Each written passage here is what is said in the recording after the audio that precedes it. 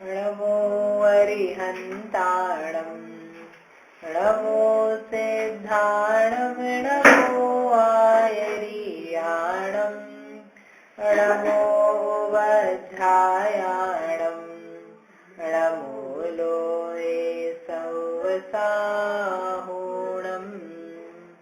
नमः श्रीवर्धमानाय निर्धूतकलिलात्मने सालोकानां त्रिलोकानां यद्विद्यादर्पणायते। ये मांगलिक ग्रंथ श्री रत्नकर्ण शावकाचार्य है। इसके रचयिता आचार्य भगवान श्री समंतभद्र देव है। इसमें 7 अधिकार है। इसमें पहला अधिकार है, इसका नाम है सम्यक दर्शन अधिकार। इस सम्यक दर्शन अधिकार में सम्यक दर्शन का स्वरूप बताने के पश्चात में 8 अंग जो होते हैं उनको बता रहे हैं। तो पहला अंग आगे अपन ने पढ़ा निशंकित अंग। अब अपन पढ़ते हैं दूसरा निकांक्षित। हाँ, प्रश्न था, क्या प्रश्न था? जैसे हमने कुछ पढ़ा उसमें हमको शंका आई तो फिर मतलब कुछ क्वेश्चन आएंगे तो वो भी निशंकित अंग के रूप में तो जाएगा। हाँ, मतलब अपन कोई भी प्रश्न अपन ने पढ़ा वो पढ़ के अपने को शंका हुई कि ऐसा है कि अन्य स्वरूप है। हाँ। देव बता रहे हैं तो देव ही ऐसे ही होते हैं कि अन्य वाले होते हैं। हाँ। शास्त्र इसी प्रकार के अन्य प्रकार आत्मा होती भी है कि नहीं होती है। अब ऐसा सोचने का अपने को अवसर ही नहीं है क्योंकि जो बता रहे वही मानना है। तो फिर हम क्या क्वेश्चन कर ही नहीं सकते क्या? तो आचार्य कहते हैं कि क्वेश्चन नहीं कर सकते, इसको नहीं कह रहे हैं निशंकित अंग। क्वेश्चन तो किए जा सकते हैं लेकिन क्वेश्चन किस रूप में हो कि वो समझने और उसका सॉल्यूशन प्राप्त करने के रूप में हो। एक वो क्वेश्चन होते हैं कि जिसमें शंका ही बनी रहती है, कभी उसका समाधान नहीं होता, उल्टा ही समाधान देखते हैं। तो आगम में इस प्रकार से कहा गया है, आत्मा का अस्तित्व होता है, इस प्रकार से शास्त्र में बताया जा रहा है। मुझे आत्मा समझ में नहीं आ रही है कि आत्मा होती भी है कि नहीं होती है। तो ये विचारा जाए कि आत्मा होती है तो किस प्रकार से वो सिद्ध हो सकती है। जो मेरी समस्या है, मेरी शंका है, उनका आगम में क्या समाधान दिया गया है, तो उसको देख करके फिर अपन क्या करते हैं, अपनी शंकाओं का समाधान करते हैं। क्योंकि हम शंकाएं जो कर रहे हैं, जो प्रश्न रखे जा रहे हैं, वे प्रश्न उसको तोड़ने के लिए नहीं रखे जा रहे हैं। जो सिद्धांत बताया जा रहा है उसको समझने के लिए रखे जा रहे हैं। तो इसलिए जब भी कुछ समझाया जाता है या पढ़ा जाता है तो उसमें आप क्वेश्चन नहीं कर सकते, ऐसा एकांत नहीं है। क्वेश्चन तो किए ही जाने चाहिए। वो बल्कि वस्तुस्थिति तो यह है कि जितने अधिक प्रश्न किए जाएंगे उतना वो अच्छा समझ में आएगा। आचार्य विभीषण स्वामी ने धौला टीका लिखी तो उसमें प्रश्नोत्तर शैली में लिखा बीच बीच में। तो उन्होंने कहा प्रश्नोत्तर शैली क्या है? ये सारे संदेह का निवारण करने वाली है। जब प्रश्न किया जाता है तो उसका उत्तर बताया जब गया तो उत्तर बताने के साथ में उसकी जो प्रश्न रूप शंका थी वो पूरी की पूरी कैसी हो गई? निर्मूल हो गई, साफ हो गई। इसलिए प्रश्नोत्तर शैली रूप जो व्याख्यान है वह व्याख्यान संदेह को अच्छी प्रकार से निवारण करता है। गौतम गंधर नहीं, श्रेणिक महाराज, राजा श्रेणिक जो थे, उन्होंने 60,000 प्रश्न किए। तो कितने शंकालु होंगे वो? उनको कितनी वो डाउट्स होंगे कि ये सही बोल रहे हैं, गलत बोल रहे हैं कि नहीं। ऐसा नहीं है। हर समूह शरण में हर भगवान के निकट जो मुख्य श्रोता होता है वह गंधर्व से अथवा भगवान से 60,000 प्रश्न करता ही है। ये द्वादशांग के स्वरूप नहीं है, एक अंग ही है जिस अंग में प्रश्न ही प्रश्न पूछे जाते हैं। उन प्रश्नों और प्रश्नों का उत्तर। हाँ, श्रोता भी मुख्य होते हैं। हाँ, श्रोता, श्राविका और मुनि। श्राविका, मुनि, तो वही तो जो श्रावक है ना, वही मुख्य श्रोता है। जो पुरुष मतलब मनुष्य है कोई श्रोता मुख्य श्रोता है ना। ये जो राजा श्रेणिक है, राजा भगवान महावीर स्वामी की सभा में तो राजा श्रेणिक जो है वो मुख्य श्रोता है। श्रोताओं के भी खैर। हाँ, इसलिए वही तो प्रश्न करते हैं। राजा श्रेणी की उठ के प्रश्न करते हैं और उनका उत्तर गौतम गंधर देते हैं। इसी रूप में चलता है, आप देखोगे। तो श्रोताओं में भी होता है। और जैसे हर चंदनामती माता जी थी तो वो गणनियों में, आदिकाओं में प्रमुख थी। जैसे हर सभा में 12 सभाएं है ना, 12 सभाओं में हर एक व्यक्ति एक कोई ना कोई मुख्य होता है। देवताओं में ही मुख्य होते हैं। तो सबके प्रश्न उनको कैसे पता? किनको बोलते हैं ना, वो सबके प्रश्न कैसे पता, वो अपनी तरफ से रखते हैं, उसमें सबका समाधान हो जाता है। जैसे कई बार ऐसा होता है ना भाई, आप ही आप प्रश्न कर रहे हो, लेकिन आप जो कर रहे हो बोले इन्होंने इतने अच्छे प्रश्न करे कि हमारा भी यही प्रश्न हो रहा था, क्योंकि तभी तो उसका नाम मुख्य है कि वो ज्यादा सोच रहा है व्यापक रूप से कि ये सारी बातें उठ सकती हैं, ये सारी शंकाएं हो सकती है, तो वो लेकर के पूछता है, तो सबका समाधान हो जाता है। उसको बोलते ना, हाथी के पैर में सबके पैर समाहित हो जाते हैं। हाथी का पैर इतना बड़ा है कि उसमें सारे जीव जंतु हैं, पशु पक्षी, उनके पैर आ जाते हैं, उनके पैर छोटे छोटे। ऐसे एक महान विचारक या जो व्यक्ति है, उसके प्रश्न में या उनकी शंकाओं में अन्य सभी लोगों की शंकाएं समाहित हो जाती है। और नहीं तो लोग अपने अपने प्रश्न कर लेना, उसमें कोई मना थोड़ी ना करता है कि आप नहीं कर सकते हो, तुम ही मॉनिटर हो, राजा सैनिक तुम बैठो, अभी हमको ही पूछने ना, ऐसा कोई रोकता नहीं है। वहां पर सबको मैत्री भाव रहता है। आप यदि ग्रंथ पढ़ोगे तो उसमें ऐसे ही है, राजा सैनिक ने बहुत विनय से महापुरुषों का चरित्र सुनने की जिज्ञासा प्रकट करी, तो सारे जो सभा के लोग थे, 12 सभाओं के, सबने उनकी प्रशंसा करी कि ये राजा सैनिक ने बहुत ही अच्छा प्रश्न करा, हम भी यही सुनना चाहते थे, ये बहुत अच्छा व्यक्ति है, इसको बहुत साधुवाद है। ये तो अपने 4 लाइन में लिखा, उन्होंने पेज भर में लिखा है कि ये राजा सैनिक की प्रशंसा। समझ में आई? तो कहने का आशय ये था कि निशंकित अंग है हमारे पास, तो हम शंका नहीं कर सकते हैं, और यानी प्रश्न नहीं कर सकते हैं, उसके ऊपर उंगली नहीं उठा सकते हैं। तो कहते हैं उंगली तो कोई नहीं उठाएगा, लेकिन ये वस्तु ऐसी ही है, इसको समझने के लिए जो जो उपाय विधियां हो सकती है वो करने की आपको छूट है। यानी ये जो बातें कही जा रही है, इसको आप अपने तर्क से लगाओ, अनुमान से लगाओ, आगम से लगाओ, अन्य दर्शन से मैच करो, वर्तमान में क्या चलता है उससे विचार करो, वो सब आपको विचार करने की, परीक्षण करने की अनुमति है। लेकिन कौन सी बात है ये भी ध्यान रखना, 7 तत्व, देव, शास्त्र, गुरु इत्यादि।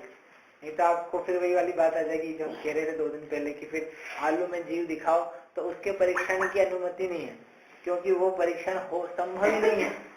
वो परीक्षण तो प्रत्यक्ष ज्ञान होने पर ही संभव है। ठीक है, प्रत्यक्ष ज्ञान होने पर साक्षात दिख ही जाएगा, फिर परीक्षा क्या है। ठीक है, तो यहाँ ये परीक्षा करना कि देव, शास्त्र, गुरु ये से ही कैसे होंगे सत्य, 7 तत्व ही हमारे लिए कैसे मोक्ष में या मुक्ति में, सुख में कारणभूत हो सकते हैं, अन्य तत्वों की क्यों आवश्यकता नहीं है, द्रव्य 6 ही क्यों हो सकते हैं, 6 से 7वां क्यों आवश्यक नहीं है, 6 की क्या आवश्यकता है, इन सब बातों की परीक्षा की जा सकती, विचार किया जा सकता है। समझ में? ये अपना कल अंत का बात थी, तो अपन ने करके अब दूसरा गुण है यहाँ पर। दूसरे गुण का नाम है निकांक्षित। उसका श्लोक पढ़ते हैं, मैं पढ़ता हूँ, आप दोहराना जितना समझ में आए, मैंने लिखा नहीं यहाँ पे। कर्म परवशे शांते दुःखैरन्तरिदोदये पाप बीजे सुखेनास्था श्रद्धा नाकांक्षणा स्मृता। कर्म परवशे शांते दुःखैरन्तरिदोदये पाप बीजे सुखेनास्था श्रद्धा नाकांक्षणा स्मृता। अनाकांक्षणा, अनाकांक्षण नाम का श्रद्धा, जो श्रद्धान है, उसे स्मृता कहा गया है। यानी इस श्लोक में अनाकांक्षण, जिसका दूसरा नाम है निकांक्षित, निकांक्षापना, उस गुण को स्मृता यानी कहा जा रहा है, विचार किया जाता है। कैसा है? सुखे अनास्था, जो सुख है उस सुख में अनास्था। सुख जो है उस सुख में क्या होना चाहिए? आस्था ना होवे। कैसी आस्था ना होवे कि ये सुख है? तो ये क्या बात हुई? सुख में अनास्था कैसे हो सकती है? सुख तो हम चाहते हैं, सुख से प्रीति रखते हैं, तो सुख में अनास्था कैसे हो सकती है? तो कहते हैं कि सुनो कौन सा सुख, उस सुख को डिफाइन किया बाकी के शब्दों में। ऐसे सुख में होनी चाहिए अनास्था, उस अनास्था का नाम है अनाकांक्षण निकांक्षा नाम का गुण। कैसा सुख? कर्म परवशे, जो कर्म के अधीन है, कर्म की पराधीनता से प्राप्त होता है। कर्म यानी जो कर्म के उदय आते हैं, एक विशेषता। ऐसा सुख जो कर्म के उदय के निमित्त से प्राप्त होता है, कर्म के कारण ही उपलब्ध होता है, वह जो सुख है ऐसा। दूसरा विशेषण क्या है?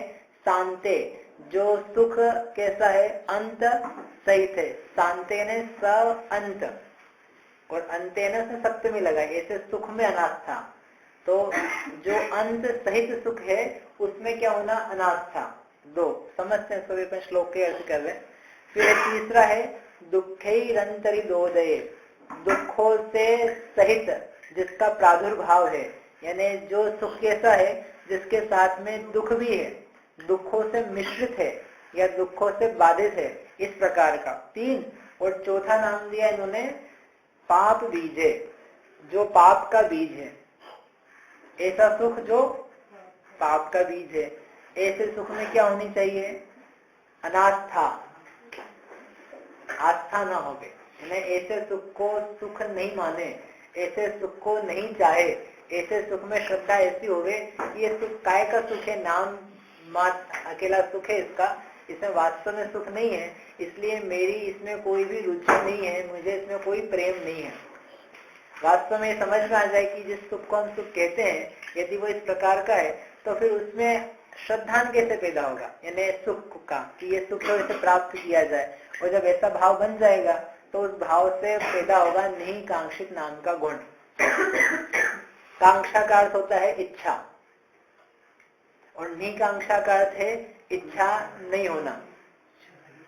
तो कांक्षा यानी हमारी इच्छाएं होती है। कौन कौन सी इच्छाएं होती है सामान्य रूप में यदि अपन देखें तो सारी मतलब 5 इंद्रिय के भोगों की होती है, खाने पीने, घूमने फिरने, चखने, उठने, बैठने, दिखने, दिखाने, इन संबंधी क्या है, इच्छाएं जीव के प्रवृत्त होती है। इन इच्छाओं का नहीं होना, इन इच्छाओं का अभाव हो जाना, तो फिर क्या होगा, फिर इच्छाएं नहीं रही तो सुख कैसे होगा। इच्छाएं ना रहे तब भी सुख हो सकता है। एक तो ये बात अपने को समझ में आनी चाहिए। अपने को ऐसा लगता है इच्छाएं हो तो ही जीव सुखी होता है। आपको कुछ भी इच्छा नहीं हो तो आपका जीवन कितना फीका फीका सा, बेकार सा हो जाएगा। आपको पैसा कमाने की इच्छा नहीं हो, घर चलाने की इच्छा नहीं हो, विवाह करके घर संपत्ति मैनेज करना, परिवार मैनेज करना, इसकी इच्छा नहीं हो, तो फिर क्या बचेगा आपके जीवन में, क्या बचेगा, कुछ नहीं, खाली। ऐसे तो भैया शादी कर लो, बच्चे हो, परिवार हो, मिलना जुलना हो, खाना पीना हो, धन व्यापार कमाए, हम धंधा चले तो कुछ मजा आए। जी को ऐसा लगता है कि यदि इच्छाएं नहीं रहेगी तो हम क्या हो जाएंगे, दुखी हो जाएंगे, इसलिए इच्छाएं रहनी चाहिए। वो कहते हैं कि इच्छा रहना तो एक दोष है, वास्तव में इच्छाओं से दुखी हो। इच्छाएं नहीं रहेगी तो तुम खाली नहीं होगे, इच्छाएं नहीं रहेगी तो तुम प्रसन्न होगे। अपने भगवान को देखो, भगवान को कौन सी इच्छा बाकी है, मेरे भक्त सारे तिल जाएं, ये इच्छा तो उनको बहुत लग रही है। महावीर स्वामी जब समूह शरण में थे उपदेश देते हुए, तो उनको कितनी तीव्र इच्छा थी कि ये सारे मेरे भक्त जो हैं आ रहे हैं, इन लोगों को तो कम से कम संसार से पार हो ही जाना चाहिए। ऐसी इच्छा थी कि नहीं। चलो सबके लिए नहीं होगी, गौतम गणधर के लिए जो उनके प्रमुख शिष्य, प्रथम शिष्य थे, उनके लिए इच्छा नहीं थी, नहीं थी, हाँ कि ना, नहीं थी, लग दो। कैसे पता आप लोगों को कि नहीं थी, कि पढ़ा ना पहले। आप तो 18 प्रकार के दोषों से रहित हैं। जब 18 प्रकार के दोषों से रहित हैं तो उन दोषों से रहित होने के कारण से उन दोषों में एक राग द्वेष मोहाश्चर्य पड़ा था। न राग है, न द्वेष है, न मोह है। मालिनी जी आपका माइक म्यूट कर लेना। तो वो जो राग द्वेष मोह है, उस राग द्वेष मोह में राग है ना इच्छाएं होना, वो इच्छाओं से मुक्त हो गए, तो उनको कोई प्रकार की इच्छा नहीं है। मेरे भक्त तिल जाएं, इस प्रकार की इच्छा नहीं है। तो हम भगवान, किस भगवान के पास जाते हैं जिनमें रंच मात्र की इच्छा नहीं है, और फिर भी हम उनके नमस्कार करते हैं, ढोक लगाते हैं। इसका मतलब क्या है कि इच्छा रहित होकर के भी जीव रहता है, और ऐसा रहता है कि वो ढोक लगाने लायक हो जाता है। जिनमें इच्छा है उनको ढोक नहीं लगाई जाती है, उनके पास अपन ज्यादा के पैर नहीं पड़ते हैं। बड़े छोटे कारण से पैर पड़ते हो तो गिनती के 2-4 लोग, लेकिन ये ऐसे हो गए कि जितने जगत के जीव हैं वे सब पड़ते हैं पैर। क्यों? क्योंकि इच्छा रहित हो गए। इसका मतलब इच्छा से रहित होना ये एक अच्छी बात है। यानी ये जो निकांक्षित नाम का गुण है ये वास्तव में गुण है, ये दोष नहीं है, ये एक अच्छी बात है। हम जितनी जितनी इच्छाओं को कम करेंगे, जितनी इच्छा हमें मिट जाएगी, पैदा ही नहीं होगी, उतना अपना दुख क्या हो जाएगा, कम हो जाएगा। 6 बच्चे हो तो ज्यादा मजा है कि 1 बच्चा हो तो ज्यादा मजा है? बताओ, 6 बच्चे हो तो कितना मजा, जब 1 बच्चे में इतना मजा आता है तो 6 में कितना आएगा? तो वो एक वाले बोलते हैं कि भाई 1 में हम इतने हैरान है तो 6 में क्या होगा। लेकिन फिर भी जीव कहते ही ऐसा, वास्तव में तो क्या लगता है कि 1 से भले 2, 2 से भले 4, 4 से भले ज्यादा ऐसे, लेकिन अब कर नहीं पाते हम तो अलग बात है। लेकिन यदि उसका विचार करें, एक ही क्यों कर रहा है, एक के कारण से काम कम करना पड़ता है, और 6 हो जाएंगे तो 6 में काम ज्यादा करना पड़ेगा, आकुलता ज्यादा हो जाएगी। तो इसलिए जीव को ऐसा लगता है कि 1 ही अच्छा है, और 1 ना हो तो 1 भी ना हो है तो भी आकुलता किसकी आकुलता नहीं होगी नहीं, जिसको हो ही नहीं, जिसको नहीं चाहिए, मतलब विवाह ही नहीं किया जिसने, तो 1 भी बच्चा नहीं, तब उसको काहे की आकुलता। जिसको है, यानी जितनी इच्छाएं कम होती जा रही है, आप देखोगे उसका जीवन कैसा है, शांत है। और जिसकी इच्छाएं बढ़ती जा रही है तो उसका जीवन कैसा है, वो आगे आगे आगे आगे आगे देखता हुआ परेशानी है। इच्छा के कारण से दुखी रहता है। एक व्यक्ति, नया नया व्यक्ति साइकिल चलाना या गाड़ी चलाना चालू किया, चलाता है, भगाता है, तो उसकी क्या इच्छा होती है, मैं वो सामने दिख रहा है ना व्यक्ति, उससे आगे चला जाऊं, उसको पीछे कर दो। तो चलाता है तेज कैसे भी करके और पहुंच जाता है आगे, और वो पीछे हो जाता है। तो अब क्या हो जाता है, उसको आनंद आता होगा कितना खूब, सब शांत, कि उसको आगे और एक और दिखता है, इसको कर दिया पीछे, अब और आगे, इसको अब पीछे कर दो, फिर आगे बढ़ता है, उसको भी कर देता है, फिर क्या सबसे आगे वही है ना अब तो, कि उसके आगे फिर 2 लोग दिखते हैं, फिर 4 दिखते हैं। ऐसे यदि देखोगे तो सड़क पे तो लोग रहेंगे ही नहीं, फिर नाम ही सड़क है, वो मार्ग है, मार्ग पे लोग चलते रहते हैं।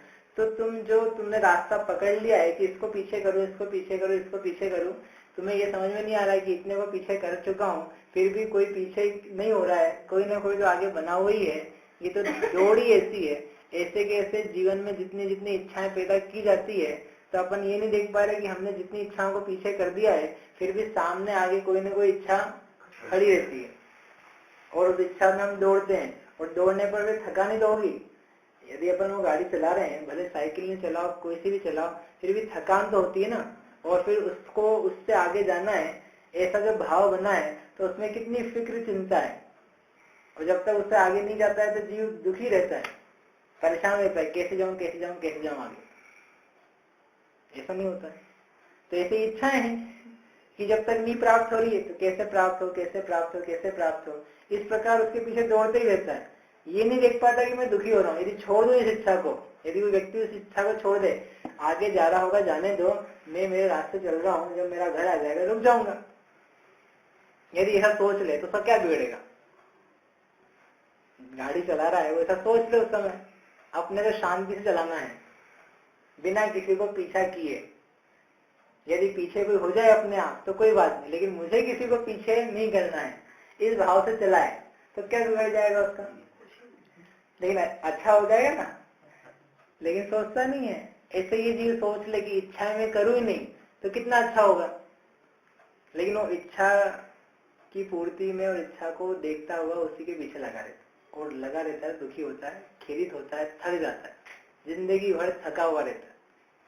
सुबह से लेके शाम तक काम करके थक हार के क्या पाया, बस भोजन ही पाया दिन भर में और कुछ नहीं मिला, खाया पिया वो भी सब साफ हो गया।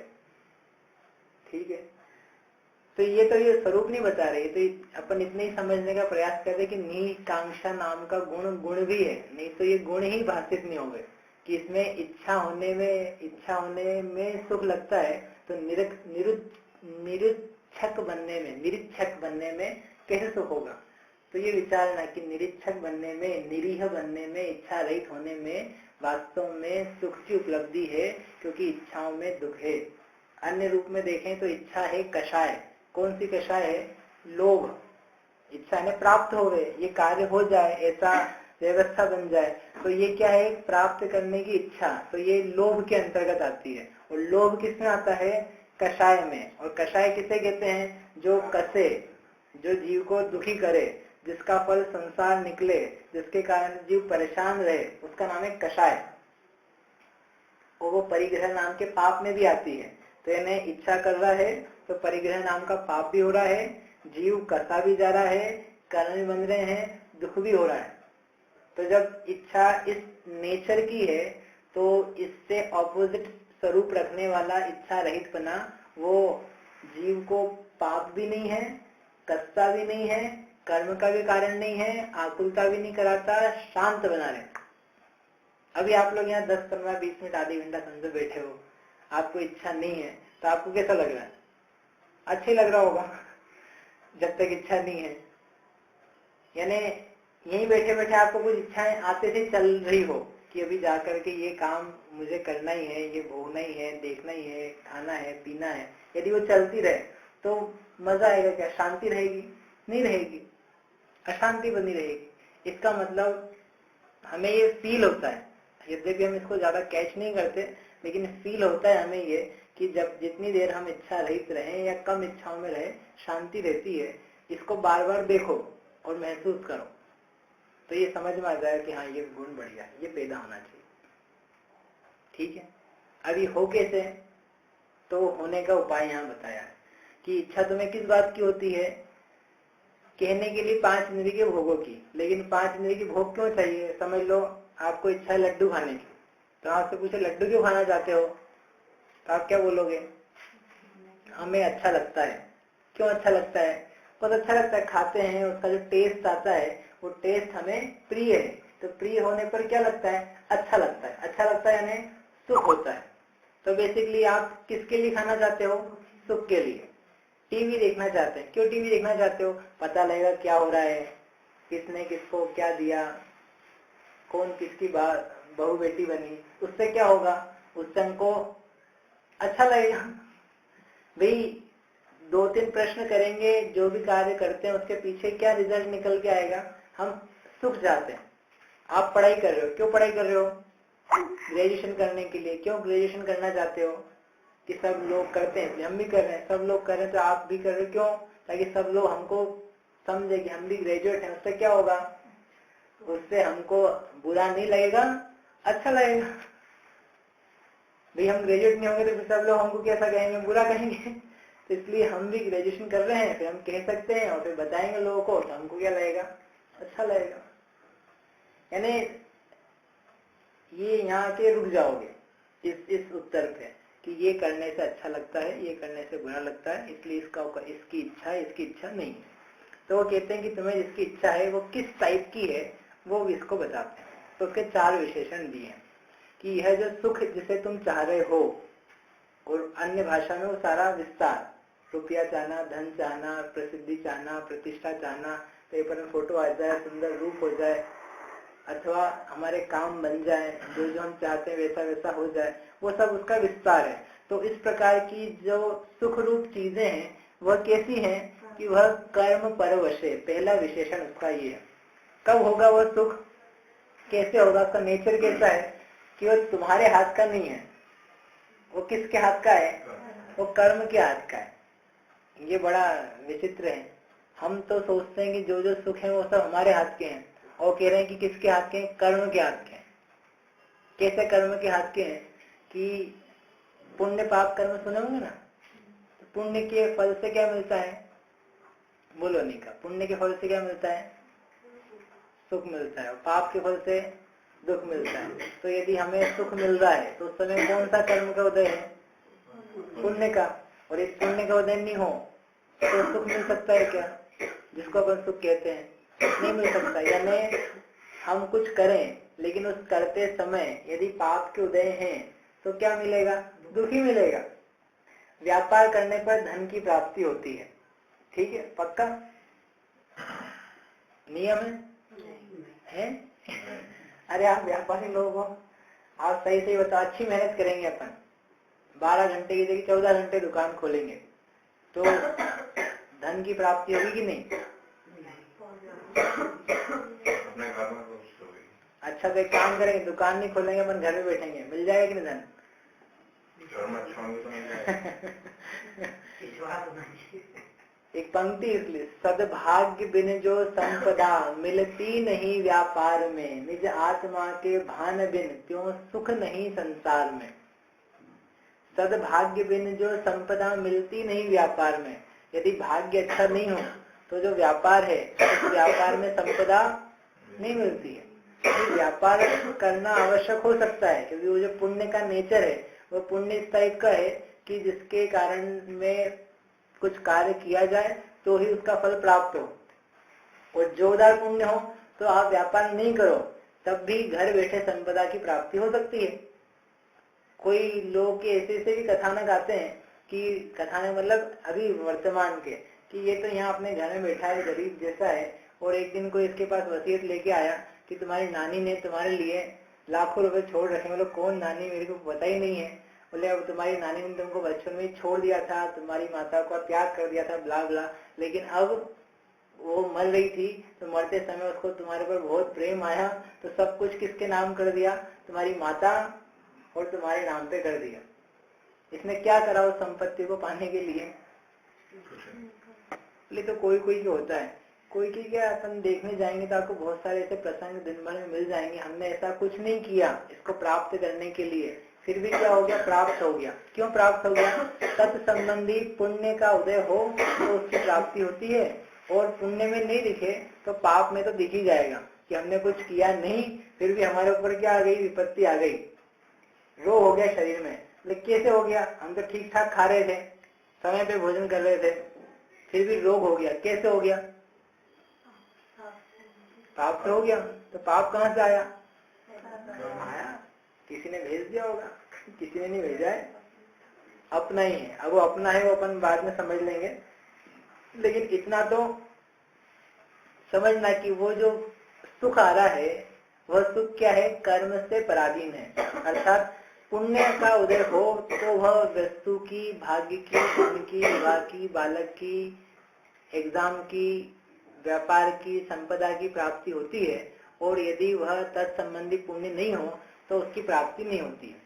भले वह कोई जैन हो, चाहे अजैन हो, चाहे नारकी हो, चाहे देव हो, चाहे तिर्यंच हो।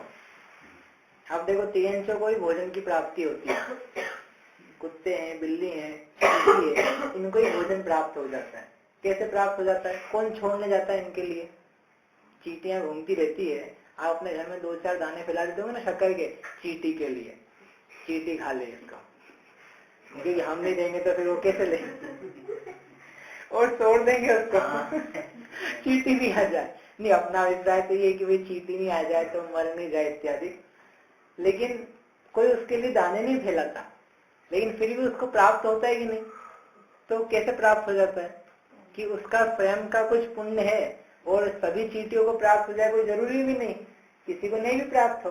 ये कुत्ते बिल्ली सड़क पे घूमते हैं, इनको कितना भोजन मिलता है? किसी दिन हो सकता है कुछ भी ना मिले, और किसी दिन कुछ मिल भी जाए, ज्यादा भी मिल जाए, पेट भर मिल जाए। ऐसा कैसे हो जाएगा? इनका वो जो तत्संबंधी सुख है, यानी भोजन को प्राप्त करने रूप, वो किसके अधीन है? कर्म परवश। जैसा कर्म का उदय होता है उसके अनुसार बाह्य सामग्री की प्राप्ति होती है, और यदि नहीं हो तो प्राप्ति नहीं होती है। इस शरीर में रोग आता है तो रोग कैसे आ जाता है? रोग क्यों आ जाता है? तत्संबंधी कर्म का उदय आ जाता है तो रोग हो जाता है। और हम यदि निरोगी हैं तो इस निरोगी होने में कारण क्या है? हम इसको अच्छे से चला रहे हैं, कोई कारण नहीं है।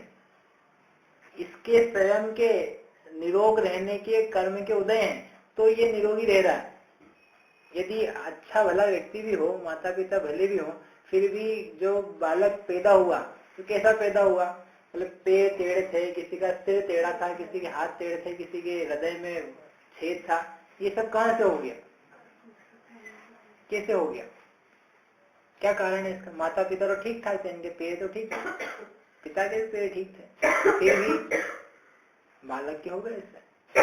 इसका मतलब ये जो निरोगी शरीर या ऐसा बराबर शरीर मिला है, ये हमारे हाथ का नहीं है। ये कैसा मिला है? पुण्य के उदय का। अपने हाथ पैर ठीक ठाक है, इसमें अपन ने क्या किया? अच्छा बताओ, बचपन से लेकर के अभी तक अपन ने क्या किया है कि ये हाथ पैर ऐसे ही हैं, मतलब ये टेढ़े मेढ़े नहीं है, ये आंखें ठीक हैं, हमारी तो थोड़ी खराब है आंखें हैं, कान है, मुंह है, सिर है, हृदय मस्तक सब है। इनके ऐसे के ऐसे होने में या वृद्धिंगत होने में मैंने क्या किया है? कुछ किया है? माँ के गर्भ में जब अपन थे तो उस समय हमारा शरीर ऐसा बना, तो उसके लिए अपन क्या कर रहे थे? कौन सा भोजन चुन चुन के खा रहे थे? कौन कौन से समय पे चुन चुन के भोजन कर रहे थे? इसमें कैलोरीज है, इसमें प्रोटीन है, इसमें हाइड्रोजन है, इसमें क्या बोलते हैं, कार्बोहाइड्रेट्स है। ये सब चुन चुन के अपन ने लिया और फिर अपना शरीर बराबर बन गया। अपन नहीं चुनते उस समय तो पता नहीं कैसा बन जाता। यानी ये चल रहा है, तो ये सिद्धि करनी है कि ये जो अनुकूलताएं प्राप्त हो रही है ये तुम्हारे हाथ की नहीं है, ये कर्म के हाथ की है। और जब कर्म इससे हाथ हटा लेगा तो ये वैसी नहीं रहेगी जैसी तुमको दिख रही है। तो ये इतना पराधीन है, जिसकी तुम चाह कर रहे हो वह किसी दूसरे के हाथ का है। यानी जो पतंग तुम उड़ाना चाहते हो उसकी बागडोर क्या है? दूसरे के हाथ में। जैसे क्या होता है जब पतंग उड़ाते हैं ना, तो जो उड़ा नहीं पाता तो क्या पकड़ लेता है? उसका पकड़ लेता है। वो उड़ाता दूसरा है तो उसके वाले को भी क्या लगता है? मैं पतंग उड़ा रहा हूँ, मैं पतंग उड़ा रहा हूँ, आज मैंने दिन भर पतंग उड़ाई। मैं तूने क्या उड़ाई? उड़ा तो मैं दूसरा था तूने तो बस उसका पकड़ा था, तो उसका साथी था। तो ऐसे ये सब शरीर अनुकूलता सब बनी हुई है, ये सुख मिल रहे हैं। बोले किसके हैं ये? बोले तुम समझ रहे तुम्हारे हैं। बोले है किसके? बोले कर्म के हैं, एक कर्म चला रहा है इसको। इस शरीर शक्ल को ऐसा मिलने में हमने क्या किया? ये कर्म ने बनाई कि हमने बनाई है? मैंने सोच सोच के बनाई क्या शक्ल को? ऐसा कर्म बनाता है। रोग कौन लाता है? कर्म लेके आता है। इसका मतलब जिस चीज को आप चाह रहे हो, जिस सुख की इच्छा है, पहली बात यह है उसके बारे में कि वह परवश से है, तुम उसको स्ववश मान रहे हो और उसकी इच्छा करके समझ ले तो हम प्राप्त कर लेंगे, तुम्हारे हाथ की बात नहीं है जो, तो ऐसे सुख की इच्छा करना बेकार है। ऐसे सुख में क्या करो? अनास्था करो, तो क्या होगा? नहीं कांक्षित गुण होगा। समझ में आया? फिर भी कोई कहता है कि भले कर्म के परवश हो फिर भी चलेगा, तो आचार्य कहते हैं कि श्रुको और भी बहुत सारी बातें हैं इसके साथ। वो क्या है वो अपन कर सकते। प्रश्न